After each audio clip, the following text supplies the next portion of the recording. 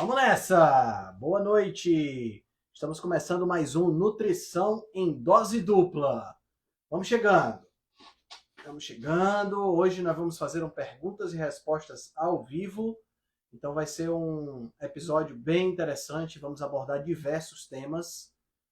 Vamos chegando. Boa noite, boa noite, boa noite, Lindimeire Oliveira. Boa noite, boa noite, boa noite.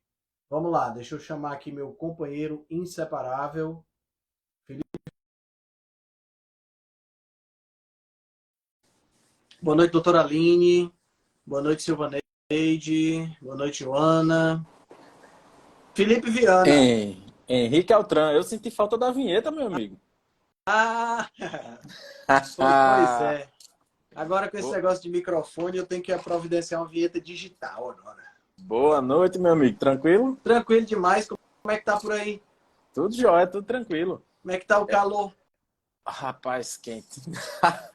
Tá demais, o calor tá demais. Eu vou... A partir da próxima semana eu vou ter um microfone mais decente também. Aí vai ficar top nossos áudios. Ah, show de bola, show de bola. Cara, vamos fazer nossas perguntas e respostas, né? Sim. O pessoal Uma mandou das um lives bocado que de eu mais pergunta. gosto, por sinal, viu? É, bom demais, bom demais. O pessoal mandou umas perguntas para você, mandaram umas perguntas para mim. Vamos ver se a gente consegue destrinchar o máximo possível nessa uma horinha que a gente vai passar por aqui. Sim. Né? Inclusive, Altran, se o pessoal quiser mandar as dúvidas aqui para essa interrogação, podem mandar que a gente também responde, né? Claro, claro, claro. Se quiser aproveitar, ou se quiser de repente pedir para participar ao vivo também, para fazer sua dúvida ao Ô, vivo. rapaz, será que alguém vai ter coragem? Pronto. É porque o povo morre de medo de aparecer ao vivo, né?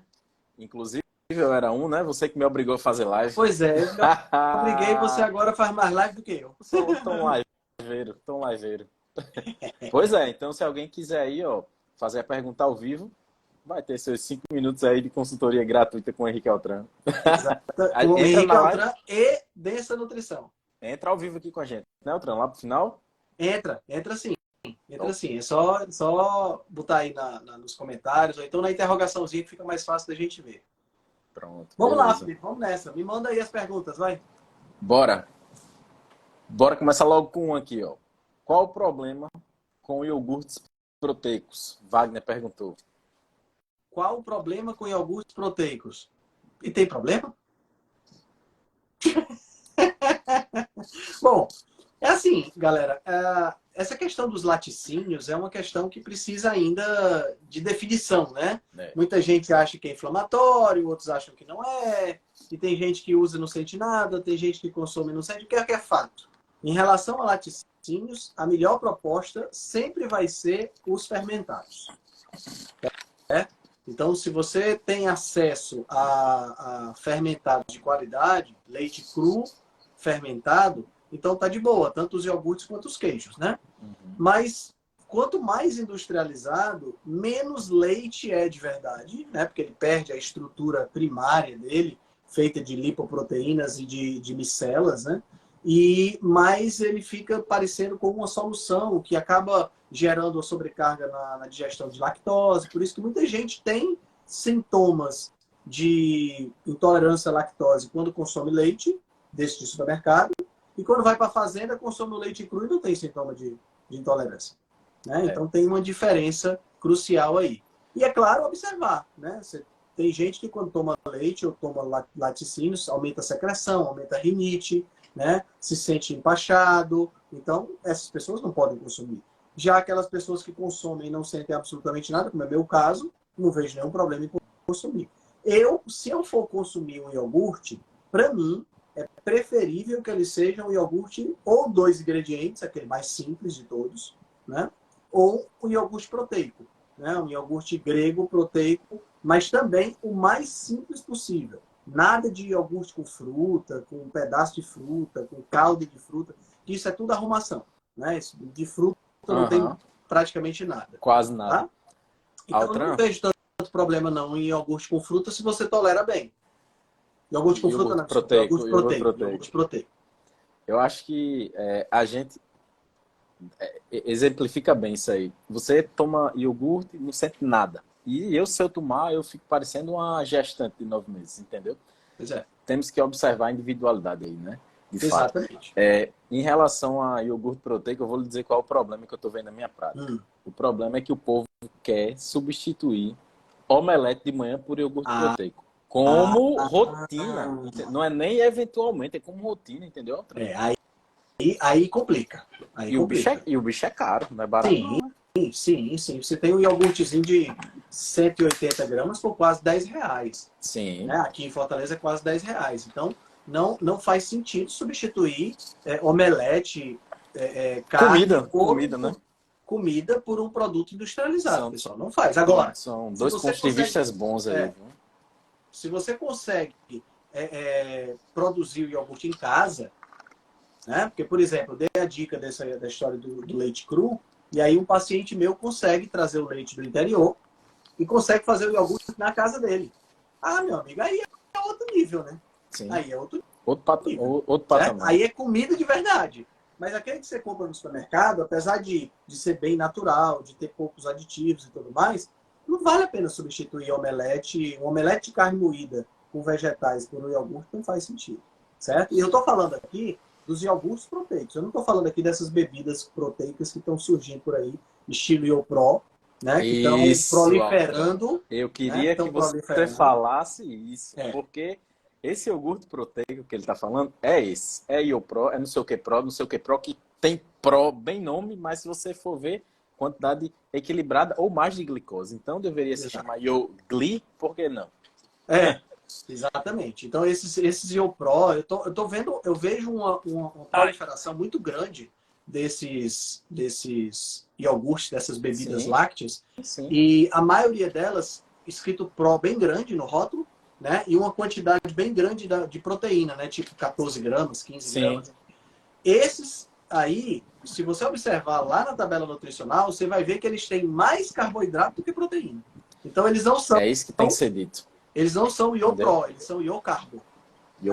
Iocarbo. Para ser, E ser Pro, aí tem que ter uma quantidade maior de proteína. Aí, no caso, eu só conheço o próprio IoPro de 25 gramas. isso, que é o único que que é tem mais. bem mais caro. Tá? Pois Se é, você for comprar no aí supermercado, meu amigo, ontem eu vi no supermercado é 18. Sei lá, 17, quase R$ 18, mas uma pronto. caixinha daquela. Bora lá, Vai pra bora lá. Pera aí que cabe um ponto aqui. Porque tu sabe, Elton, eu sou de família pobre e eu sou economista. Então, bora converter isso para caçamba de ovo? Porque é o seguinte, tem gente que eu atendo que eu vejo que não é uma pessoa rica, certo? E que quer inserir o Pro na alimentação. Não, mas tem 25 gramas de proteína. R$ 18, né? 25 gramas de proteína estão em quantos ovos? 4 ovos? 5 25 gramas, ovos? 5 ovos. 5 5 ovos. ovos? 5 ovos dá mais ou menos R$ 4, R$ 5. Fora o resto do ovo, que é a parte da gema, que é a parte mais nutritiva, inclusive. Então, não tem como justificar que você vai tomar um IoPro para ter acesso àquela proteína, se você for comparar preço de comida de verdade. Não tem não. Não é? Não tem comparação não, cara. Ah, Não tem comparação. Se você pegar... Só aqui um parênteses. Aqui em Hum. Fortaleza, uma bandeja com 30 ovos, portanto, equivalente a 6 IoPro. 30 ovos são 6 IoPro. Certo? Em termos proteicos, são 6 IoPro. Em termos nutricionais, é muito mais. Não Não tem nem como comparar. Certo? 30 ovos aqui é R$ 20. Aqui 18. No supermercado, tá? Não tô falando... Se você for na grande, Na Ceasa. na Ceasa, você compra mais barato. Mas no supermercado é R$ 20. Ou seja, você tá pagando 6 IoPro pelo preço em termos proteicos. Então, pelo amor de Deus, não tem comparação. Aí, Altran, é outro ponto de vista. Altran, eu tô na rua, tô querendo uma coisa gostosa. Vou tomar um todinho ou um IoPro. E eu tenho muita grana. Aí, nesse caso, né? Não tem nem por onde correr, né? Você não pelo amor de Deus. Né? Então a gente pode chegar na conclusão que ele é um todinho melhorado sendo caro? Sim, é um todinho melhorado sendo caro. Pessoal, sabe qual é o problema? O problema é o seguinte, sabe, Felipe? Eu acho que as pessoas, elas sabe aquele desenho animado da Disney chama Os Incríveis? Sabe, o primeiro tem uma hora que, na hora que eles vão casar, o Senhor Incrível e a Mulher Elástica. Aí tem uma hora que ela diz assim, você tem que exercitar mais a sua flexibilidade. Lembra? Né? Por que eu estou falando disso? As pessoas elas querem criar padrões de uso de determinadas coisas que não devem ser usadas como padrão, devem ser a exceção e não a regra. Então você tem que ser mais flexível, tá entendendo? E entender o contexto da história, né? Porque você não vai usar IOPRO todo dia. Mas, por exemplo, eu tenho IOPRO em casa, tá? Eu tenho IOPRO de 25 gramas, eu adoro de baunilha. Para mim é um docinho de sobremesa. Eu prefiro 10 mil vezes comer um IOPRO de sobremesa do que uma barra de chocolate. Claro, certeza. Tá entendendo? Mas, ao mesmo tempo, talvez seja melhor, ao invés do IOPRO de sobremesa, talvez seja melhor não ter a sobremesa também. Mas vamos entender o meu contexto. O meu contexto, eu não tenho excesso de peso, não tenho gordura alta, não tenho nada disso. Então, cada pessoa tem que entender e adequar isso para poder ficar melhor. IOPRO de 25, perfeito, tá? Falando perfeito. Aqui 25, tá certo? Pelo amor de Deus, 15 gramas não vale nada. Eu atendi uma senhora, uma vez que eu fui atender em Recife. Aí ela disse... Aí eu atendi uma menina lá, ela disse, vamos lá em casa de noite para você atender minha avó, minha tia, não sei quem. Aí eu disse, bora. Aí cheguei lá, atendi uma senhora, 80 anos. Ela tinha gastado bem R$500 de IOPRO de 15. Porque o médico tinha aconselhado, entendeu? Para ela ter uma maior ingesta de proteína. Você acredita, bicho? Meu Deus do céu. Imoral, né? Sem sentido nenhum, cara. Sem sentido nenhum. IOPRO, essas coisas proteicas de 15 não vale nada. A de 25 é caro demais. Então a melhor coisa é o ovo mesmo. Beleza. Acho que é isso, coisa, né? Cara, se você pensar do ponto de vista de aproveitamento em termos de proteína, né? Você comprar um pote de whey é melhor do que comprar esses IOPRO. Com certeza, com certeza. Tá entendendo? Porque um pote de whey de qualidade média vai custar 150, 180 reais. Isso. Você tem 900 gramas lá dentro. E cada scoop vai ter as 20, 25 gramas de proteína e só 5 gramas de carboidrato. Isso. Então, assim, o IOPRO de 25 gramas, realmente, ele é a última possibilidade. É a última opção. Fica a mensagem aí para uma amiga minha que entrou na live, Renatinha Barreto. Vive tomando IOPRO com não sei o que dentro, com granola, com não sei o que, com não sei o que. Fica mandando foto pra mim, achando que é saudável. Ela fica mandando foto pra ti só pra te encher o saco. Porque ela é debochada, ela é muito debochada, muito debochada. Acho que é isso, né, Ultra, em relação É isso. Essa primeira foi boa, foi boa. Ellen perguntou assim, ó. Falem sobre bolo low carb, com farinha de amêndoa, de coco, xilitol, essas receitinhas. Bom, a primeira coisa que a gente tem que entender é que farinha de amêndoa não é amêndoa. Isso é uma coisa que muita gente confunde. Eu, inclusive, conversei isso hoje. Né? Eu conversei isso hoje com um paciente meu. A galera acha que pelo fato de ser feito de farinha de mandioca é igual a mandioca. Não é. Suco de laranja não é igual a laranja. Farinha de amêndoa não é igual a amêndoa. Certo? Porque você tá aumentando o grau de processamento desse alimento. Certo? E esse grau de processamento ele vai influenciar diretamente no que diz respeito à absorção, à concentração e à absorção dos nutrientes. Certo? Então, quando você, por exemplo, vamos imaginar, você pegou um punhado de amêndoas, tá? Aí você botou na mão, botou na boca, mastigou e engoliu. O grau de trituração que você deu nessas amêndoas é o grau de trituração que o seu intestino está preparado para consumir, porque foi seu dente que triturou. Tá entendendo? E misturou com saliva e tudo mais. Quando você faz um bolo de farinha de amêndoas, essa farinha não foi triturada pelo dente de ninguém, foi triturada num multiprocessador. Então, o grau de trituração é muito maior do que o seu dente poderia realizar. Além do que, você concentra nutrientes, porque 100 gramas de amêndoa vai ter uma quantidade diferente de 100 gramas de farinha de amêndoa em termos de nutrientes. Então, você aumenta a disponibilidade desses nutrientes e aumenta a concentração também. Né? Então você acaba tendo uma estrutura que é muito mais calórica, muito mais densa e, consequentemente, vai sobrecarregar se você for uma pessoa que usa receitinha todo dia, que é o grande problema. Você fazer mais fácil. Se eu vou fazer, eu vou receber aqui na minha casa um casal de amigos e tudo mais, e eu queria fazer uma receita do bolo saudável. É melhor você fazer um bolo de farinha de amêndoas do que você comer um bolo de farinha de trigo.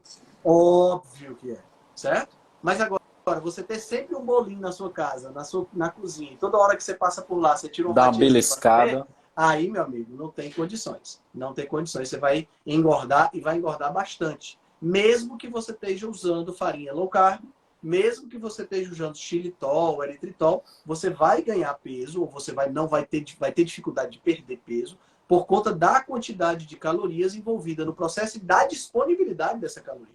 Pensa comigo. Imagina castanha de caju. Pensa no ancestral nosso para comer castanha de caju. O indivíduo primeiro tinha que encontrar... Não, basta pensar a gente aqui do Nordeste, né, Utran? Como é que a gente faz para... A gente tem acesso a ver como é que se assa uma castanha. Pois é. Dá trabalho. O ancestral tinha que encontrar a castanha, depois ele tinha que pegar o caju, tinha que assar a castanha, quebrar. Meu amigo, na 10ª castanha ele já tinha desistido já de comer. Tá entendendo? E a gente compra 1 quilo de farinha de castanha, por exemplo, bota no bolo e acha que está fazendo um bom negócio. Será que está fazendo um bom negócio? Não creio. Tá? Então tem que ter muito cuidado com essas receitas. Receitas são exceção. É aquela exceção programada que vai te permitir manter-se na dieta. Tá? Mas não é, exceção não se faz todo dia. Exceção se faz transitoriamente. Essas receitinhas, elas devem ser colocadas como jacadas conscientes, né, Utran? Exatamente. Jacadas conscientes e permitidas, vamos dizer assim. Mas são exatamente. jacadas. Tá entendendo? São jacadas. Elas estão fora do contexto geral da alimentação. A mesma coisa vale, Felipe, para você, por exemplo, pegar um pacote de castanha de caju ou um pacote de, sei lá, de amendoim, botar aqui do seu lado para assistir Netflix. Você come 1 quilo mesmo. A mesma situação, meu amigo. É a mesma situação. Pode ser um pacote de torresmo que seja. É a mesma situação. Tá entendendo? É uma densidade calórica gigantesca que você não vai conseguir parar de comer. Sim. Ok? Verdade. E assim, Altran, eu acho que se você fizer isso rotineiramente, você nunca vai se distanciar daquele hábito de sempre estar comendo uma coisinha gostosa, sempre estar beliscando alguma coisinha, em vez de ficar comendo comida de verdade. É muito mais fácil você querer beliscar isso aí do que você querer beliscar um pouquinho de carne moída toda hora. Isso não acontece. Exato. E tem que entender, Felipe, que esse hábito de beliscar é um hábito moderno, que a gente tem que acabar com isso. Sim. Tá entendendo? Esse hábito de beliscar, de comer frequentemente, é pernicioso, não é um hábito legal. Né? Então a gente precisa diminuir esse hábito. Trabalhar devagarinho para ir perdendo essa característica de ter que ficar mastigando alguma coisa. Sim. A gente foi feito para ter 1, 2, 3 refeições no máximo. Qualquer outra coisa que você fizer além disso, você vai estar sobrecarregando o sistema, botando o sistema para funcionar demais. Entendeu? Então nós não fomos desenvolvidos para isso. Fechou. Vou para a próxima? Bora. Kalina Grace, essa menina aqui, ela é minha paciente, ó. Ela participou do 2º desafio aí que teve da Independência. Ela tá voando no CrossFit lá, a gente implementou um jejum para ela. A mulher tá... Ela é da de Seraltra, ela tá voando, mano. É de Juazeiro do Norte, Ela perguntou assim, ó, essa pergunta, outra, eu vou deixar só com você, que eu quero escutar você falando nessa pergunta. Por que as pessoas... Pergunta muito fácil. Por que as pessoas falam que carne vermelha é inflamatória? Só Deus sabe. Rapaz, essa história da carne vermelha... Cada vez mais está aparecendo rios, esses rios que aparecem aí, né? Com o pessoal falando, profissional da saúde falando que é inflamatório, não sei o que, não sei o que. É um negócio, assim, interessante.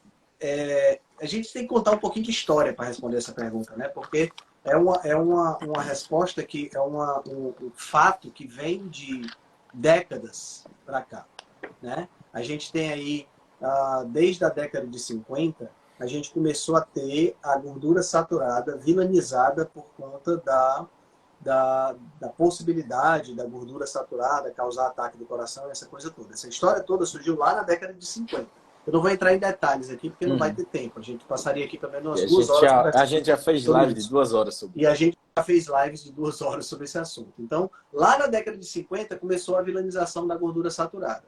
E aí, essa vilanização da gordura saturada esbarrou na vilanização da carne vermelha na década de 70, mais ou menos, com a publicação de um livro, que eu sempre esqueço a porra do nome do livro, mas é um livro que tem a ver com a produção de alimentos que não daria para sustentar a população crescente, né?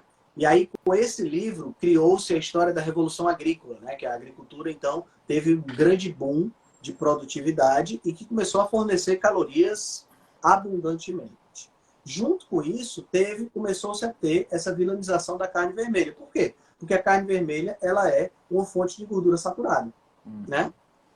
E aí começou-se a se dizer que a carne vermelha era ruim. E o que acontece, pessoal, é que muitas vezes se tem uma conclusão e fica se procurando a quantidade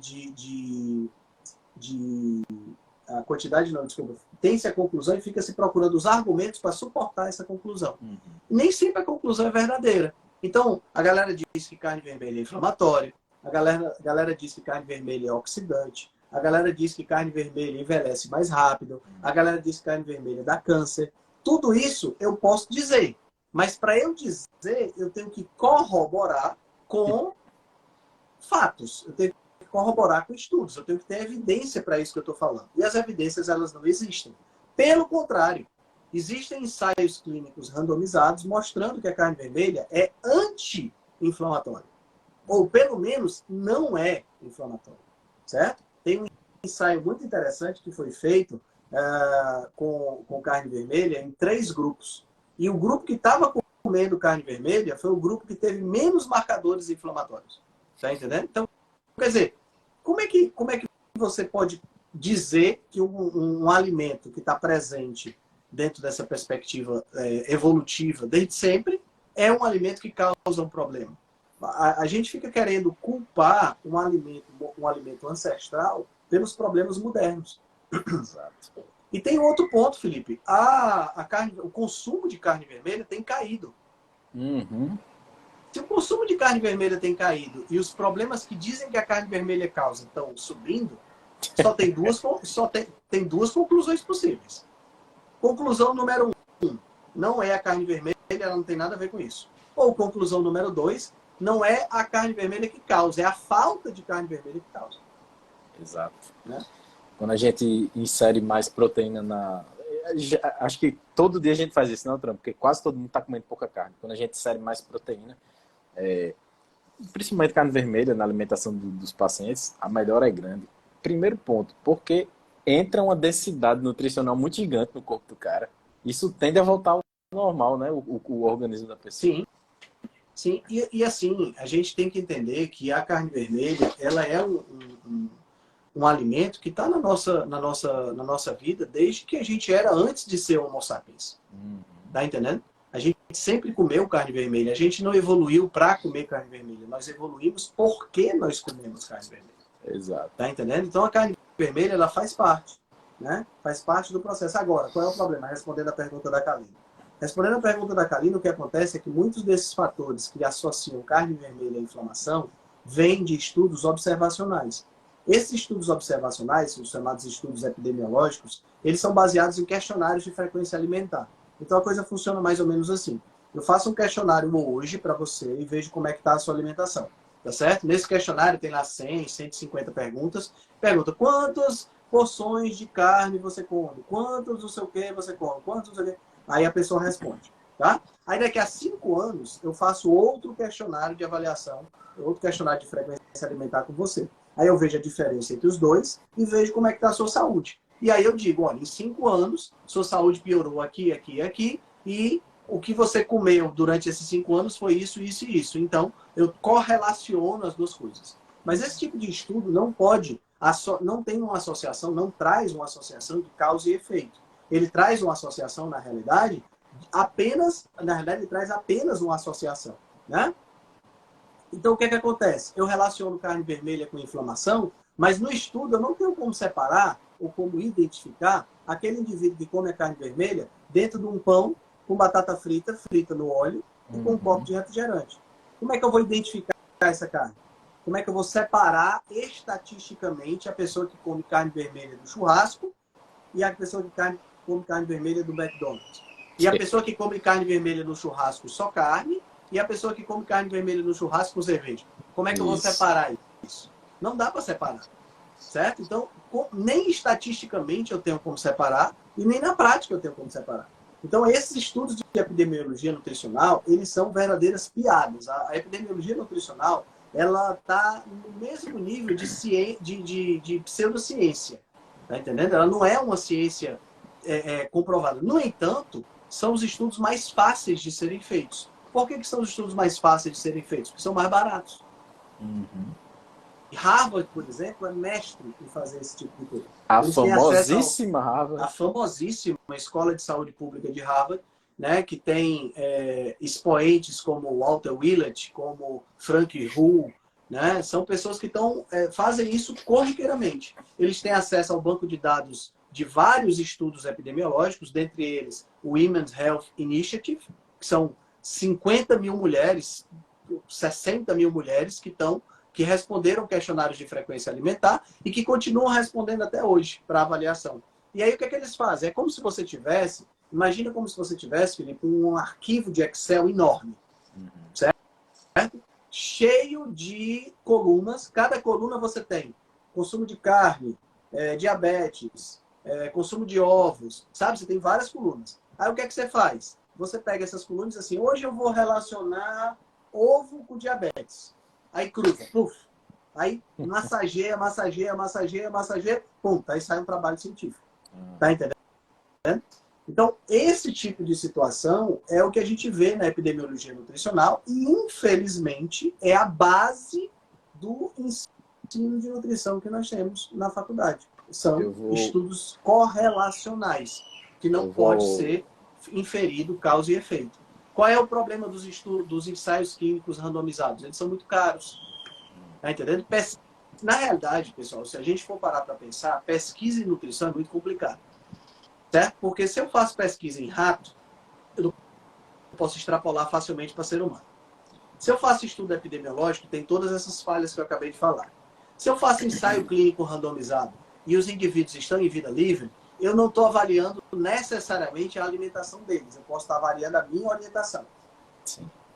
Por quê? Porque os caras podem cumprir ou não cumprir a orientação que eu dei. Se eu faço um ensaio clínico randomizado e boto essas pessoas dentro de uma ala metabólica num hospital para analisar por completo dejetos, respiração, essa coisa toda, e a pessoa come só o que eu digo para comer, eu consigo obter bem direitinho o processo. Mas na vida livre a coisa funciona diferente. Então como é que eu posso correlacionar uma com a outra?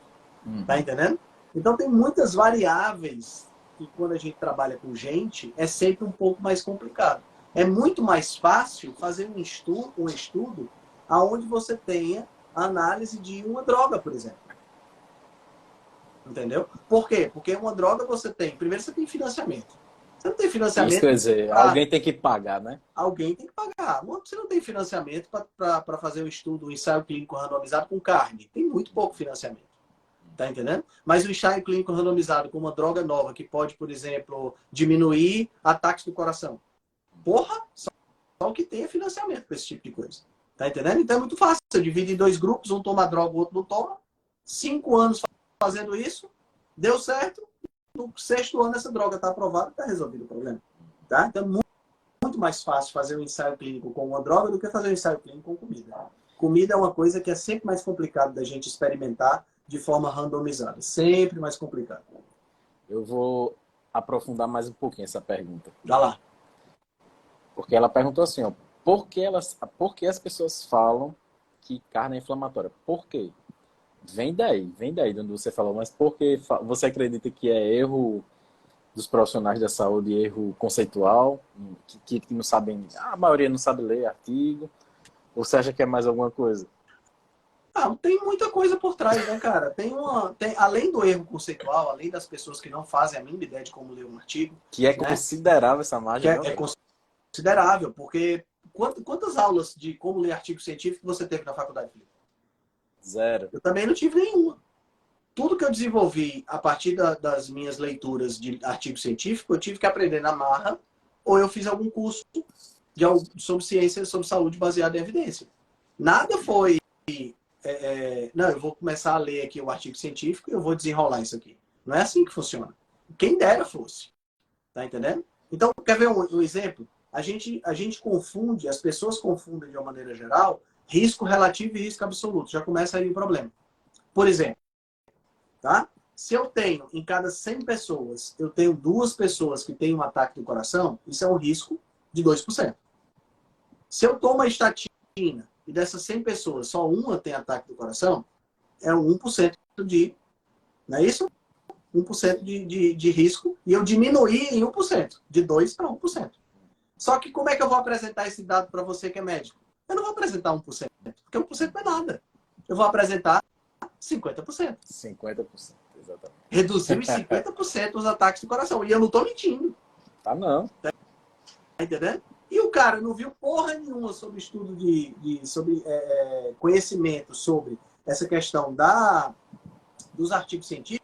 O que é que ele vai aprender? Pô, ele vai acreditar no propagandista. Sim, Né? sim. Tá entendendo? É muito fácil mentir. Tem uma frase que diz assim: existem 3 tipos de mentira. Existe a mentira... Como é, meu Deus? A mentira... São 2 tipos e por último a mentira estatística. A mentira deslavada, a mentira... Né? Existe a mentira leve, a mentira deslavada e a mentira estatística. É um negócio mais ou menos assim. E a estatística, então, quer dizer, é muito fácil você mentir com estatística e enganar as pessoas. Isso é um ponto. Né? Aí, outro ponto. Além das pessoas não saberem estudar ensaio clínico, né, e estudo científico, tem um outro problema, que é o quê? As pessoas acreditam em tudo que leem na mídia popular. Então, a mídia popular publica, lá na Folha de São Paulo, publicou que saiu um artigo dizendo que a carne vermelha é inflamatória. Pronto. Isso é suficiente para dezenas de médicos que estão aqui no Instagram publicarem dizendo que carne é um alimento inflamatório porque saiu na Folha de São Paulo. Afinal de contas, a Folha de São Paulo não vai mentir. Tá entendendo? Então, ainda tem mais essa. Né? E hoje a gente vive uma agenda vegana muito forte. Hoje nós vivemos uma probabilidade, né? Não é probabilidade, a gente vive um período onde a carne vermelha está no alvo, né? Todas as armas estão apontadas para a carne vermelha, né? Porque a carne vermelha é a vilã da humanidade, né? Porque a carne vermelha foi um troço criado pelo diabo para levar a gente para o inferno, né?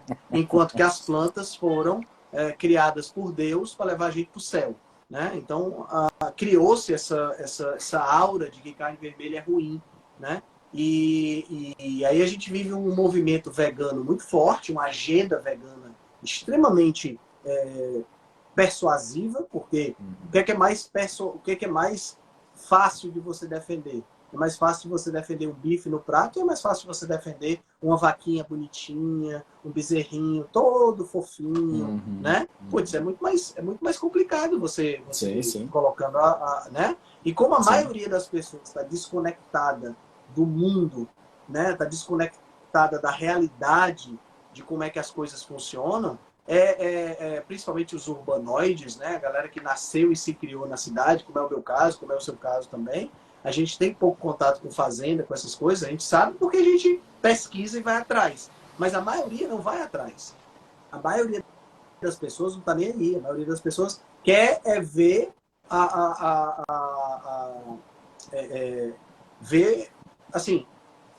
ver o ovo no supermercado e sabe que ele veio da galinha, mas não sabe bem como é esse processo, entendeu? E aí fica condenando a carne vermelha porque acha que o boi é criado de uma forma, é morto de outra forma. E não faz a mínima ideia, sabe? É como se a pessoa não tivesse um Animal Planet em casa. A pessoa não faz a mínima ideia de como é que a coisa funciona na natureza e acha que os bois estão sofrendo. Sim. Gente, eu vou dizer para vocês uma coisa. Aqui no Brasil, não tem nenhuma carne com menos sofrimento do que a carne bovina. Todas as outras carnes têm mais sofrimento do que a carne bovina. Pode ter certeza disso. Certo? Tem a galera que fica assim, não, mas eu vou comer só peixe. Né? Porque, afinal de contas, né, o peixe... meu amigo, você sabe como é que o peixe morre? Asfixiado. Você já parou para pensar nisso? Os caras tiram o peixe dentro d'água e ele morre se debatendo, procurando oxigênio. E não consegue. E tu tá aí comendo peixe achando que tá causando menos mal para a natureza. né? E se O não for boi, assim, Altran, é devorado vivo, né? É devorado vivo. exatamente. O boi, não, melhor, o frango, né? Que todo mundo, carne branca do frango e não sei o quê. Uhum. Você já passou numa granja para ver como é? Uma gaiola de granja que cabe 10 frangos, tem 20 dentro, né? Iluminado dia e noite, que é pro frango nem dormir. E tu tá comendo frango achando que tá fazendo um bom negócio? Pois é. Agora tu sabe como é que o boi é criado aqui no Brasil? É criado no pasto, solto, recebe medicamento, recebe tratamento quando tá doente. 88, 90% dos bois aqui no nosso país são criados a pasto do começo ao fim da vida. Em 10% que é finalizado em confinamento. Em confinamento é num coxo, igual uma fazenda. Não tem nada de artificial. E as pessoas ficam viajando na maionese achando que o boi está sofrendo. Ficam assistindo documentário da Netflix, entendeu, Altran? Que Exato. que lá é diferente, né? Lá nos Exatamente. Estados Unidos Fica é assistindo diferente. documentário da Netflix que mostra a realidade dos Estados Unidos, não é a nossa realidade. Né? E aí fica achando que aqui funciona da mesma forma. E assim, cara, vamos e convenhamos, mesmo que funcionasse em parte da mesma forma, você com o seu voto entre aspas, você tem condições de escolher a melhor fonte de carne. Sim, sim, sim, sim. Tá entendendo? Você vota com o seu real toda vida que você chega no supermercado e vai comprar alguma coisa. Então, não é deixar de comer carne, é comer carne da melhor fonte que você pode escolher. E privilegiar essas fontes. Tá entendendo? Então, é por aí. Bom, Top. essa questão da carne tem. A gente fala da inflamação, mas a questão oxidante, a questão de que causa câncer, segue o padrão de resposta é o mesmo, tá? Sim. Causa doença do coração, né? E quem comer carne demais vai ter uma mudança na microbiota, né? E a microbiota vai passar a ser uma microbiota ruim, a pessoa vai ter desfecho de saúde ruim. Tudo isso parte do mesmo princípio. Se coloca uma conclusão ruim e tenta se encontrar os argumentos para compatibilizar com essa conclusão. Só que os argumentos nunca são alcançados. A última agora é a do temal, né? Que é Sim. o temal é o é o óxido de trimetilamina, né? Essa substância seria uma substância que seria metabolizada a partir da carnitina presente na carne, né? E seria transformada nesse temal pelas bactérias do intestino e aumentaria nas pessoas que estaria circulando, estaria comendo mais carne, causaria doenças do coração. Só que aí os caras esquecem de dizer que os peixes têm muito mais temal do que a carne vermelha. Produzem muito mais temal do que a carne vermelha, né? E aí como é que fica? O temal do peixe não faz mal, porque o peixe está associado com saúde cardiovascular. Saudável, Mas o temal da carne faz bem, faz mal, porque né, não é dá. carne vermelha. Ou é Só ou porque é não carne é. vermelha. A substância é a mesma. Tá entendendo? A substância é a mesma. Aí veio também, recentemente teve também aquele 5-neo-GC, que é outra substância que é encontrada na carne também. Só que ninguém fala, por exemplo, que pessoas que recebem transplante recebem tratamento e que dentro do tratamento tem essa substância e que essa substância, quando é recebida depois do transplante, não, não faz diferença nenhuma. Tá entendendo? Sim. Aí é outra questão. Aí, mas tem o nitrito. Né? Aí ninguém fala que na beterraba tem muito mais nitrito. Né?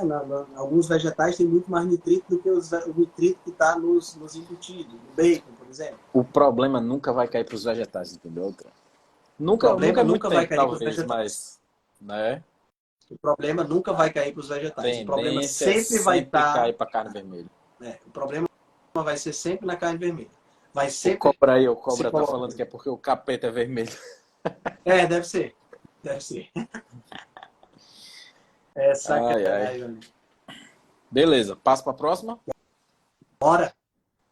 Bora que a gente só tem 20 minutos. Verdade, essa é boa.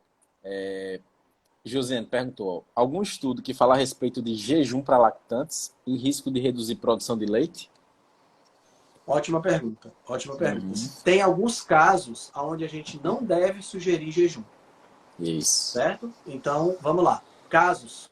Pessoas de mais idade, certo, pai? de 70, 80 anos de idade tem que ter muito cuidado com o jejum, não é o ideal. Vou contar aqui. Adolescentes em fase de crescimento, tá? Gestantes e lactantes.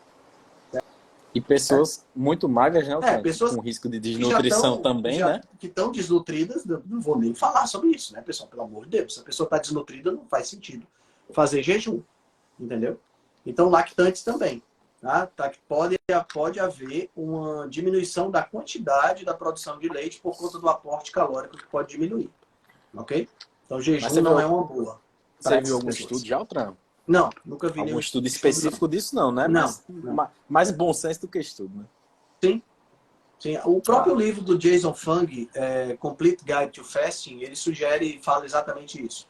Né? Gestantes e tudo mais. Veja bem, pessoal, quando eu falo em jejum, aqui, eu estou falando 24 horas sem comer, eu estou falando 48 horas sem comer, 72 horas sem comer.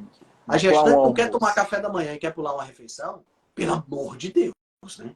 Isso não, nem jejum, o nome disso é. Isso é janela restrita no tempo, tá? Eu não estou afim de tomar café da manhã. Pô, não toma, vai para frente.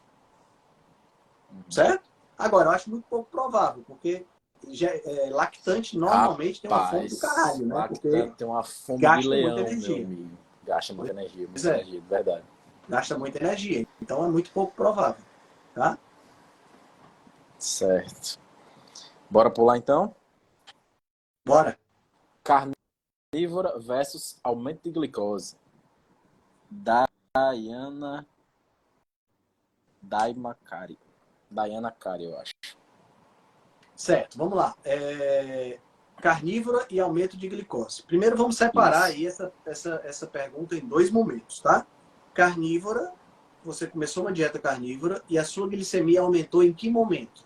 Aumentou a sua glicemia em jejum ou aumentou a sua glicemia o tempo todo? Tá? Por quê? Porque a glicemia aumentar em jejum é o que nós chamamos de fenômeno do alvorecer, né? Quando amanhece, né, você vai acordar, você libera um hormônio chamado cortisol, que é o principal hormônio que tem a ver diretamente com o fenômeno do acordar. O cortisol, ele torna o teu corpo naturalmente resistente à insulina. Então, pode acontecer, dependendo da situação que você esteja, dependendo do tempo de sono que você teve, de você liberar mais cortisol do que o normal, consequentemente, a resistência à insulina momentânea que se estabelece ali, fazer você acordar e, de repente, ter uma glicemia um pouco mais elevada. Tá? Isso não é, em hipótese alguma, isso é um problema, porque durante o dia essa glicemia tende a vir para a normalidade. Tá? Agora, se você começou uma dieta carnívora e a tua glicemia está elevada o tempo todo, aí tem que analisar. Porque aí pode ser uma questão de que o teu fígado está fazendo glicose demais, porque a carne não tem glicose. Esse geralmente é o problema, né, Altran?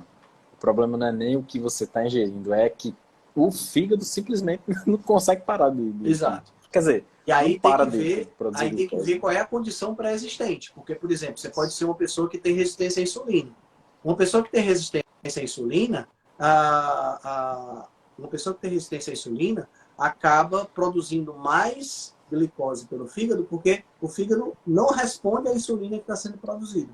E aí ele acaba produzindo mais glicose. Então tem que ver qual é a situação que nós estamos partindo para poder a gente entender o que é que está acontecendo. Né? Não é simplesmente... porque as pessoas que fazem as perguntas, elas acham que só falando isso é suficiente para eu ter uma ideia geral. Né? Não dá. Eu tenho que ter uma anamnese completa para poder tirar uma resposta mais específica. Mas, em linhas gerais, é isso aí. Sim.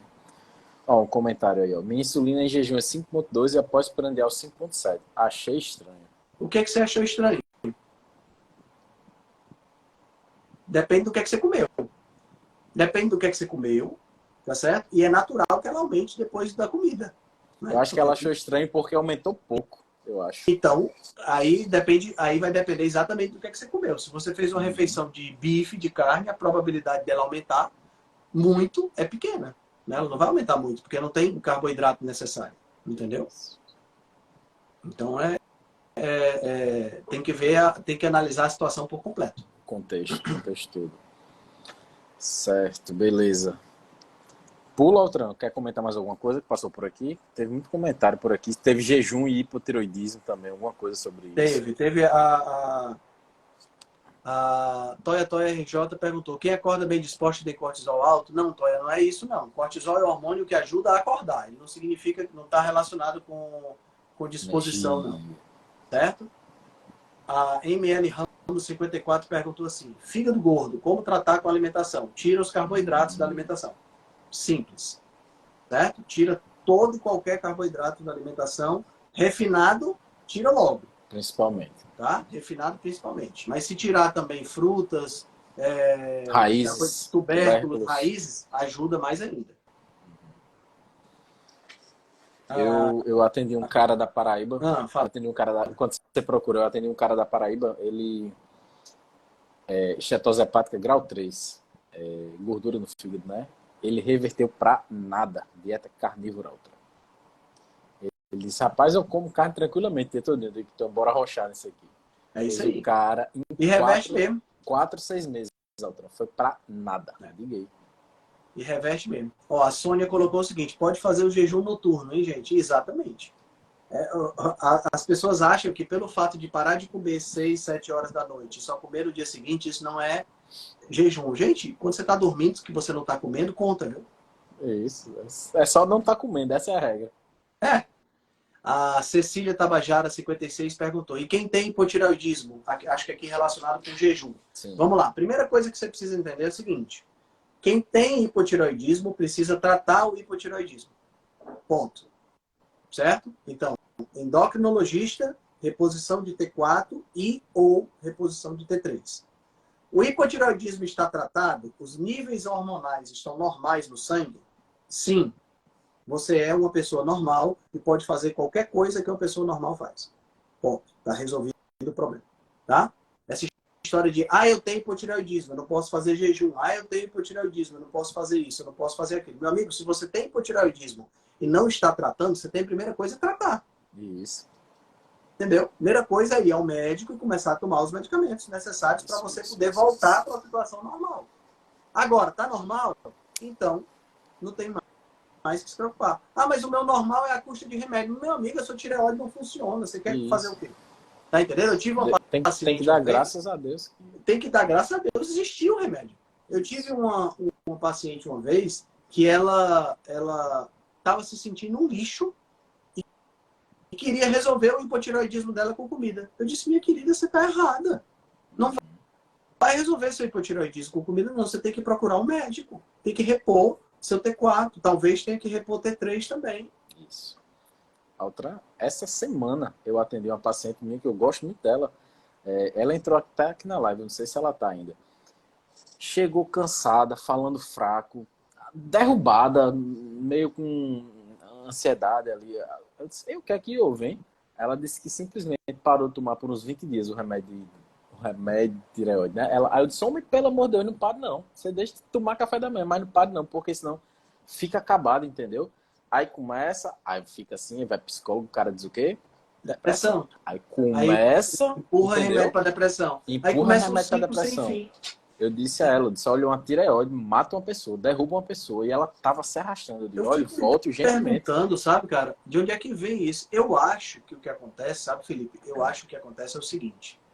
A gente tem uma mania de generalizar as coisas sem poder generalizar. Sim. A gente fala que é a indústria farmacêutica, que faz os medicamentos para manter você doente, etc e tal. E a pessoa acha que nós estamos falando de todos os medicamentos que existem na face da terra. Pois é. Gente, pelo amor de Deus, às vezes dá vontade de dar uns tapas para acordar. É sério, bicho. Pelo amor de Deus. Gente, se eu não produzo hormônio porque tem algum defeito no meu corpo, você acha que eu não vou tomar o hormônio? Claro que tem que tomar. Pelo amor de Deus. Vou dar o exemplo do meu filho mais velho. Ele tem hiperplasia congênita das adrenais. Ele não produz 2 hormônios. Ele tem que tomar os 2 hormônios. Não tem, se ele não tomar, ele morre. E graças a Deus que existe. E graças a Deus que existe a indústria farmacêutica para eu ir na farmácia e comprar os remédios que ele precisa. Isso aí. Pelo amor de Deus. Chega para o diabético que vai falar mal da insulina que ele tem que tomar. Pois é. Diabético tipo 1. Gente, A indústria farmacêutica salva muitas pessoas. Sim. É claro que a gente sabe que tem determinadas drogas que podem ser substituídas por estilo de vida. Drogas para diabetes tipo 2, a gente pode substituir por estilo de vida. Mas mesmo essas drogas têm uma função importante. Aí eu vou citar o caso do meu pai. Meu pai, ele é cardiopata. Ele tem a fração de ejeção do coração muito reduzida. Quando a gente foi na cardiologista a primeira vez, estava com 30% de fração de ejeção. Ela tem que ser no mínimo 65%. No mínimo, estava 30%. Quer dizer, o coração estava botando para fora o sangue com dificuldade. Só que existe um estudo que mostra que a dapaglifosina, que é uma droga para diabetes, ajuda nessa questão da fração de ejeção. Aí ele começou a tomar. A fração de ejeção subiu em 3, 4 meses para 66%. Olha só. Aí eu vou dizer, não pode tomar um remédio porque o remédio da indústria farmacêutica... Ah, fala sério, galera. Vamos usar a cabeça, né? Pelo amor de Deus, tem muita droga importante. Tem muita droga que não vale nada, que é só para ganhar dinheiro. Mas tem muita droga importante também. Certo? Tem que saber usar o sistema, né, Altran? Tem que analisar caso a caso. Né? É saber usar o sistema e não ser usado por ele. Exata. Pronto. Você falou uma frase agora que é para matar. É saber usar o sistema e não ser usado pelo sistema. Entendeu? Você pode se ver livre de tomar remédio para diabetes tipo 2? Pode. Se você tem diabetes tipo 2, você está com pouco tempo, né? Se você tiver 10 anos de diabetes tipo 2, pode ser que não dê mais tempo. Mas está com pouco tempo, você foi diagnosticado, você consegue reverter o processo. Você tem esteatose hepática, você consegue reverter o processo. Tá entendendo? Não precisa tomar remédio pro resto da vida. Mas se você já está tomando e está sob controle, não é você quem vai decidir a hora de parar. Quem vai decidir a hora de parar é o médico. Não é você. Ah, mas eu já comecei a dieta, já estou me sentindo bem, posso parar. Aí você vai ter um piripaque, vai botar a culpa, vamos botar a culpa na dieta. Usa a cabeça. Você começou a fazer uma mudança de estilo de vida? Fantástico. Informe para o seu médico que você está focado e que você quer reduzir peso, que você quer reduzir a taxa de gordura, que você quer colocar sob controle a esteatose hepática, que você quer colocar seu diabetes em remissão. Fale que você vai usar, vai monitorar sua glicose e tudo mais. Quando chegar a um determinado ponto, nas suas consultas periódicas, você chega para ele, ó, minha glicemia está assim e eu quero sugerir que a gente diminua o remédio. Ele vai olhar e, se for necessário, ele diminui. Ou até tira. Por que não? Top. É isso aí. Tem Camilo, mas o médico tradicional não vai querer tirar nunca o remédio para tireoide. Aí é que você se engana, minha amiga. Aí é que você se engana. Tá certo? O meu filho mais novo foi diagnosticado com hipotireoidismo e passou 2 anos tomando Puran T4. Chegou num ponto onde ele não precisava mais do medicamento e a médica descontinuou, a endocrinologista. Tá? Então, não generalize, não. Existe muito médico bom. Tá certo? Existe muito médico bom. Até mesmo médico tradicional, não é integrativo, bom. Tá certo? O problema é que a gente fica querendo generalizar sem a gente poder generalizar. E aí, essa história acaba o quê? Acaba que a gente fica vilanizando pessoas que não merecem ser vilanizadas. Eu tenho outro exemplo aqui. A gente está tentando, tanta gente quer ter exemplo para tudo aqui. Uma paciente minha, ela começou a estar, enfim, sobrepeso, não sei o que, síndrome metabólica ali, foi no médico do postinho. Aí o médico disse, sabe o que lá? De uma maneira bem ignorante, disse, olha, vá para casa, coma a partir de agora ovo, carne e verdura. E um pouquinho de fruta. Não coma nada mais do que isso. Senão você vai morrer, vai começar a cortar o pé, vai virar diabética. Disse bem ignorante para ela. Ela pegou o médico do SUS. Foi para lá, ó. Começou a parada bem direitinho, começou 20 quilos, perdeu. Aí ela disse o quê? Agora eu vou no nutricionista, mas não vou no do SUS não, né? Vou pagar. Aí ela pagou uma consulta, foi para nutricionista, ela disse que quando pegou o cardápio, Altran, pão integral, aveia, não sei de quê. Aí eu disse, olha, esse é um exemplo que tem médico bom em todo canto e tem profissional ruim em todo canto. Pago ou de graça. Exatamente. Pessoal, existe profissional ruim em todas as áreas. Inclusive uns cobrando muito caro. Inclusive, não se baseie por valor. Caro. Não se baseie por valor. Existe profissional ruim em todas as áreas. Existe profissional que cobra caro e é ruim. Existe profissional que cobra caro e é bom. Existe profissional que cobra barato e é ruim. existe profissional que cobra barato e é bom. Existe profissional com muito seguidor bom, com muito seguidor ruim, com pouco seguidor bom e com pouco seguidor ruim. Não generalize, certo? Não generalize, porque você vai só perder credibilidade. Quando a gente generaliza, a gente perde credibilidade. Toda unanimidade é, por natureza, burra. Sempre vai ter as exceções. Sempre. Perfeito, perfeito. Sempre vai ter as exceções. Cara, o pior é que agora eu tenho que ir porque eu tenho uma consulta às 7 horas. Sobraram duas perguntas, mas a gente deixa para depois. A gente deixa para a próxima. Show de bola. Show de bola. Respondemos um monte de coisa aqui. Se prepare para a nossa postagem dupla que eu vou fazer. Já estou sabendo o que é que vai ser aqui na minha mente. Agora. Ah, é? Beleza. Beleza, Altran. Valeu. Boa consulta. Show de bola, meu amigo. Valeu, meu amigo. A gente se encontra próxima segunda. Próxima segunda marcada. Mesmo bate-canal, mesmo bate-horário. Combinado, meu amigo. Valeu. Valeu, galera. Forte abraço. Tchau. Hein? Bom trabalho. Valeu.